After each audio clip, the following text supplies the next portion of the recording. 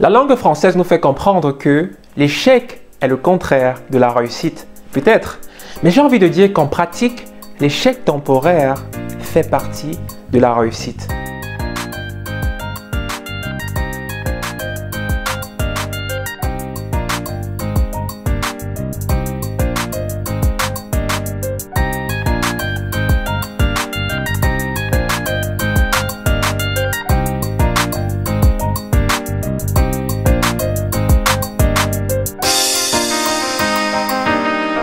Bonsoir à tous, j'espère que vous allez bien. En tout cas, moi je vais bien. Aujourd'hui, nous allons aborder la deuxième partie de cette série de vidéos ayant comme titre la différence comme résultat de l'expression de sa véritable identité.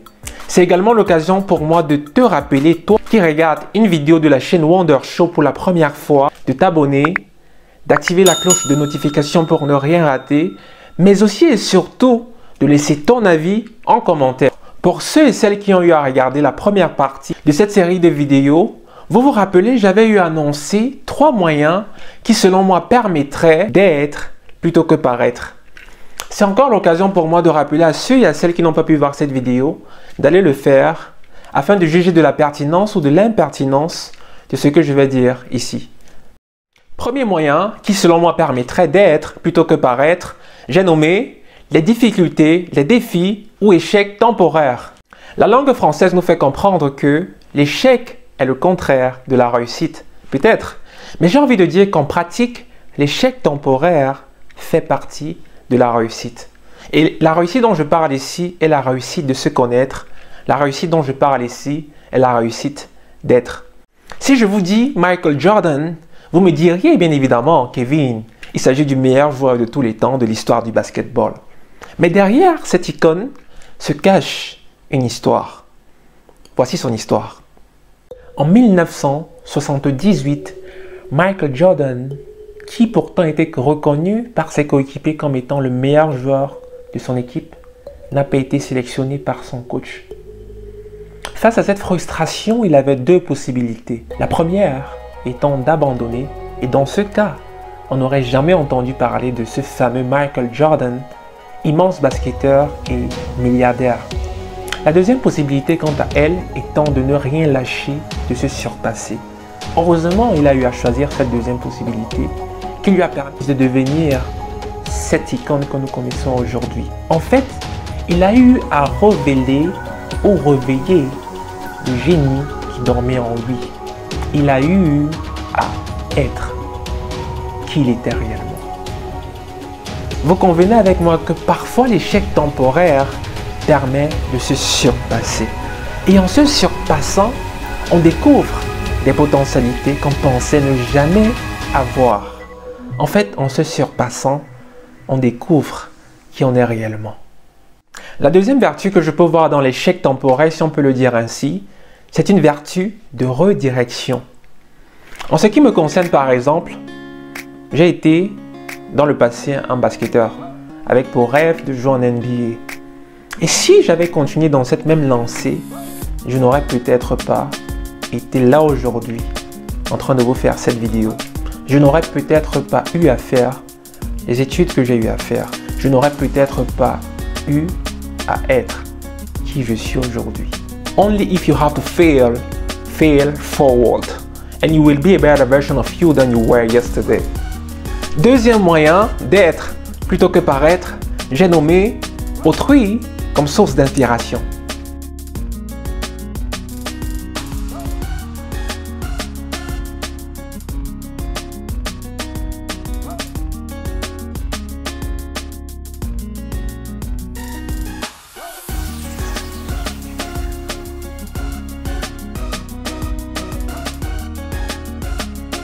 Le philosophe de la Grèce antique, Platon, lui-même élève de Socrate, a eu à dire « Autrui est le miroir de mon âme ».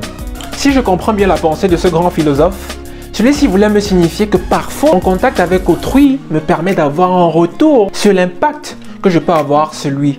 En d'autres termes, celui-ci pourrait par exemple me signifier qu'il me trouve antipathique ou sympathique, qu'il me trouve créatif, imaginatif, etc. Celui-ci pourrait même encore aller plus loin en me trouvant ou alors en me proposant d'être un ingénieur, d'être un footballeur, d'être un basketteur. Je remarque juste ceci, autrui n'est l'image que de ce que nous lui avons exprimé.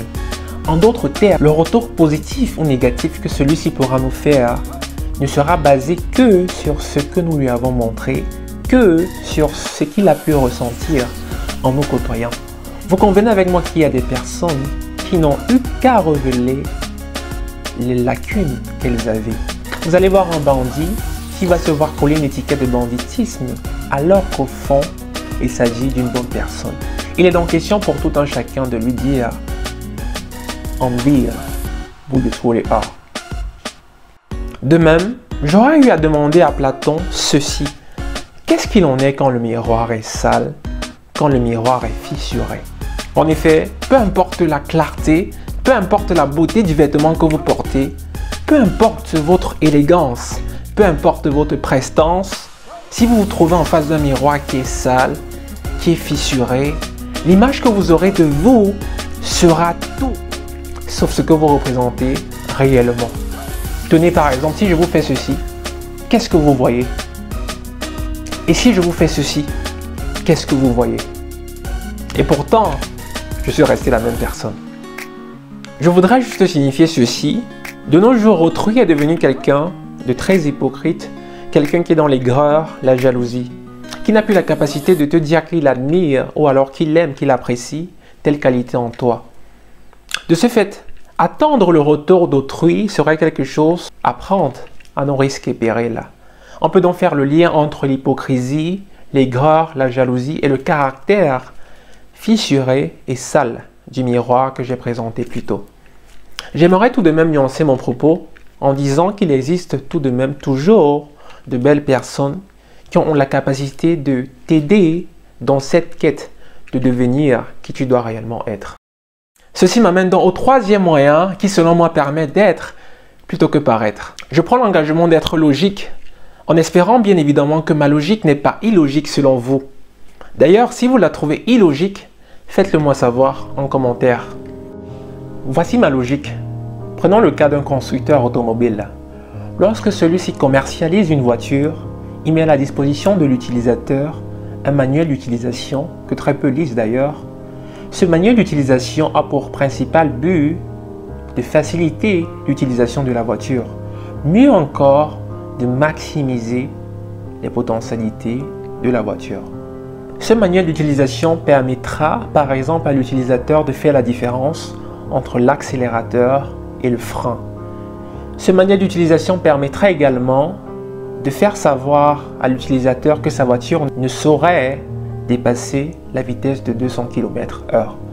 Nous voyons donc qu'il y a une étroite collaboration entre le constructeur et l'utilisateur par le biais du manuel d'utilisation.